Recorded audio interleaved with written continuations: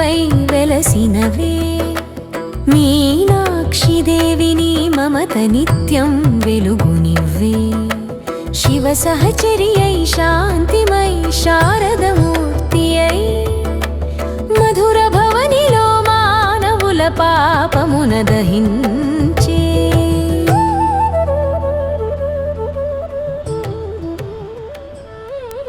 Hi guys, this is Yuberi. Welcome back to my channel.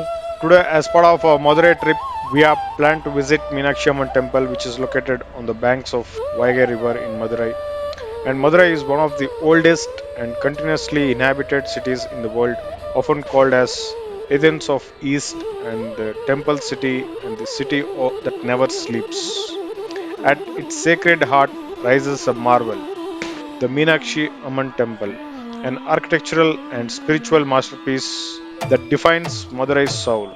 Here's a devotion meets design, mythology merges with history, and art speaks through stone. To truly feel the divinity, visit temple between October and March, when the weather is cool and the temple festivals fill the air with lights, music, and chants. Madurai is not just a city, it's a living mandala.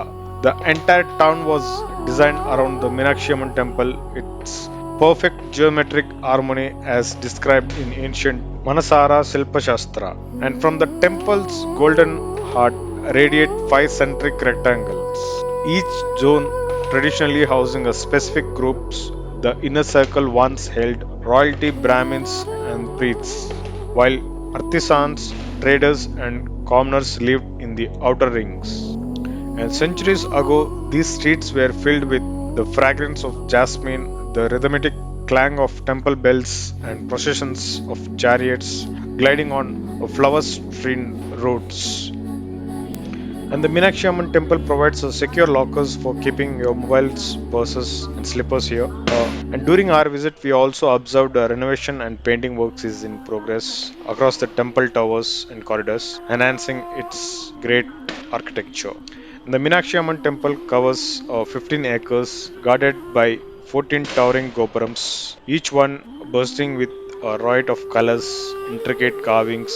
These gateway towers soar high, adorned with thousands of painted figures of god and goddesses, demons, dancers, and celestial beings, each narrating stories from the ancient epics.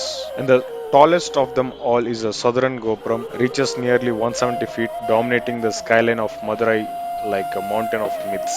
Inside stands the breathtaking Kal Mandapam, the Hall of Thousand Pillars. Built during the Nayak dynasty, each pillar is perfectly aligned and sculptured, and some even sing musical notes when gently struck. At the center lies the Potrumarai Kulam, the golden lotus tank. Devotees purify themselves here before darshan. Legend says that this lotus never fades, symbolizing eternal purity and divine beauty. Every sculpture, every curve in the stones reflects not only the artistry but also life, showing the dress, ornaments, customs, and daily rituals of people from the centuries past. So that's the great beauty, guys. The ancestors share their way of living in the culture using these paintings and these sculptures. The temple is not merely stone and structure. It's a living legend of love, destiny, and divinity. The story begins with a king Malayadwaja Pandya and Queen Kanchanamala, who breathes a sign of her divine purpose. She grew to be a fearless warrior queen, conquering lands far and wide, but destiny awaited. It was foretold that her third breast would vanish when she met her true consort, and so it happened when she met Lord Shiva in the Himalayas. Her third breast disappeared instantly. Shiva came to Madurai as Sundareswarar, the handsome lord, and the city witnessed one of the grandest celestial wedding ever, Tirukalyanam. Even today, in every prayer, Meenakshi is worshipped first, symbolizing her sovereignty over the city of Madurai. The temple sculptures from the Nayak era captures this divine union with incredible artistry from the jeweled crowns called Chandraprabha and Suryaprabha to intricate Makarkundalas, and the elegant Nasamani nose ornaments, every detail frozen in stones, every carve a story. Each year, legend comes alive again during the Chithirai Festival, one of the India's grandest temple celebration, held during the month of April and May. It spans a full month of divine spectacle and devotion. The first half celebrates Meenakshi's cor- coronation and marriage to Sundareswarar. The second half honors Lord Alagar, Vishnu, Meenakshi's brother who travels from Alagar Kovil to attend his sister's wedding. But myth says Alagar arrived late. Upon realizing the marriage was already over, he refused to enter Madurai and stopped at Vaigai River instead. To this day, his arrival is celebrated with immense grandeur as Alagar's procession, where thousands chant Govinda Govinda and a golden chariots roll through streets lined up with flowers and devotion.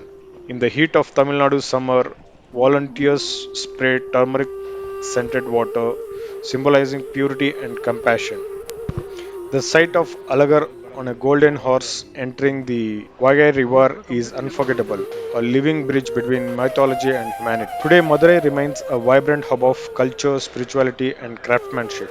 The best time to visit is between October and March, when the weather is gentle and festivals are full in bloom. When you visit, remember dress modesty, cover your shoulders and legs, and leave your shoes, phones, and handbags at the temple entrance. Photography is strictly prohibited inside the sanctum, but outside you can capture the splendor of its gopurams, the rise like mountains of devotion. The Meenakshi Amman Temple is not just a monument, it's a pulse that keeps Madurai alive, where every sculpture breathes faith and every stone tells a story. So when you walk through these grand corridors, remember you are not just in temple, but in timeless realm where art, divinity, and eternity meet. Thank you for watching. Catch up in the next video. Until then, take care. Bye bye. This is Eberi signing off.